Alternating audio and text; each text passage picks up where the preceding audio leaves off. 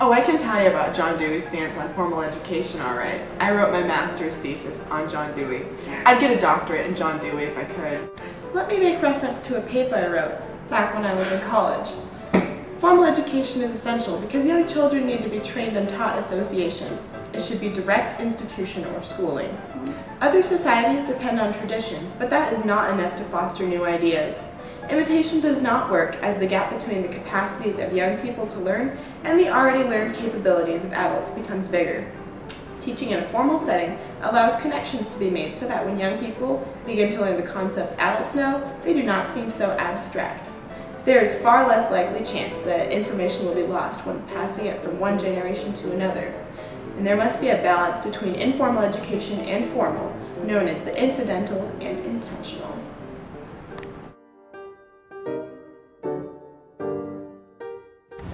Dad was always telling us kids about how the Big Four influenced education.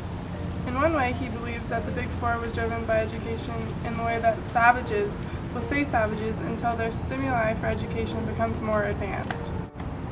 He argues that in societies and communities of higher economical standing, they are at an advantage to have better starting set of superior stimuli.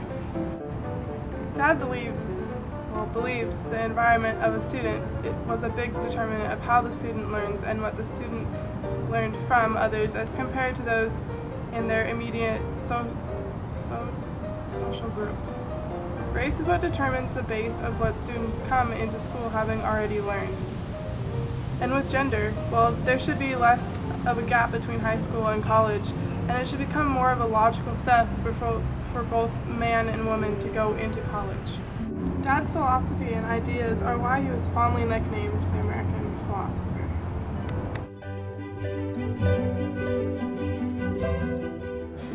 My father, John Dewey, was a big critique of educators during his time.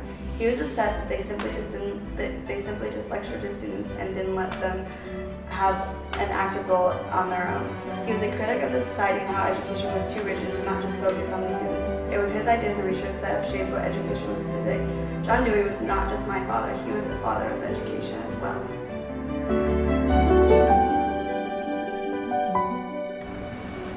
Hi, I'm John Dewey's best friend. We were tight all throughout elementary school. He was a boy with some crazy ideas, but he had a vision, that's for sure. First of all, he thought that education is the way that information is passed from generation to generation with the addition of new ideas and the exploration of concepts that will further societies. Pretty crazy stuff, huh? He thought there should be a balance between both formal and informal education. And a democratic society dictates the way in which education should be run and viewed. He was into democracy and stuff. He said, it's because democracy that a higher sense of education exists. Democracy is the driving force of education.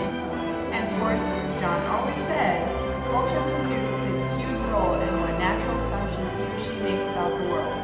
That's John for you.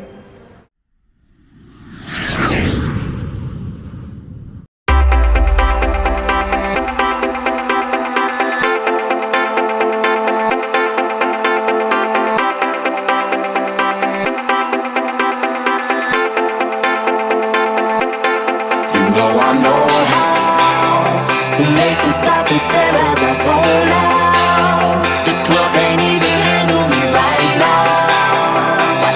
Watching me, I go all out. The clock ain't even handle me right now.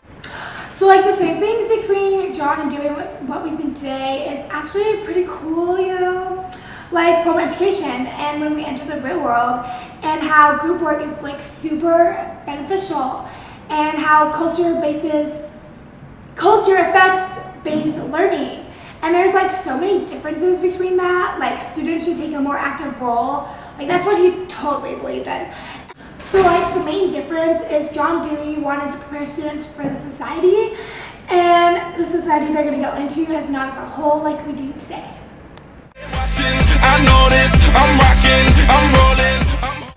Hi, my name is John Dewey. I know I look just like him without the glasses on.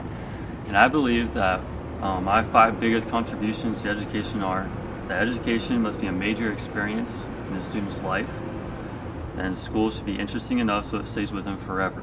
and it's something that they can look back on for the rest of their lives. Students should be able to reflect upon what they have learned, to expand their thinking and voice their own opinions.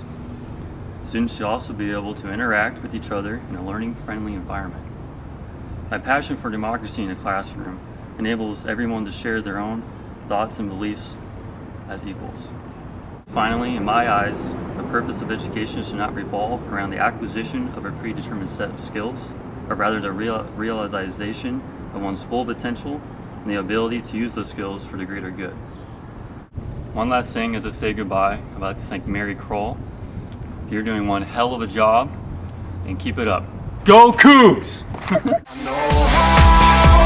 To make them stop and stare as I zone out. The club can't even handle me right now. Watching me, I go all out. The club can't even handle me. I can tell you about John Dewey, alright. His stance on and concerns of adults because what? Is that his? Okay, what? Educators during his time.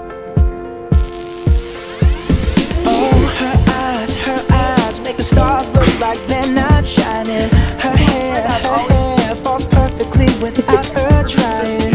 She's so beautiful, and I tell her every Go Cougs!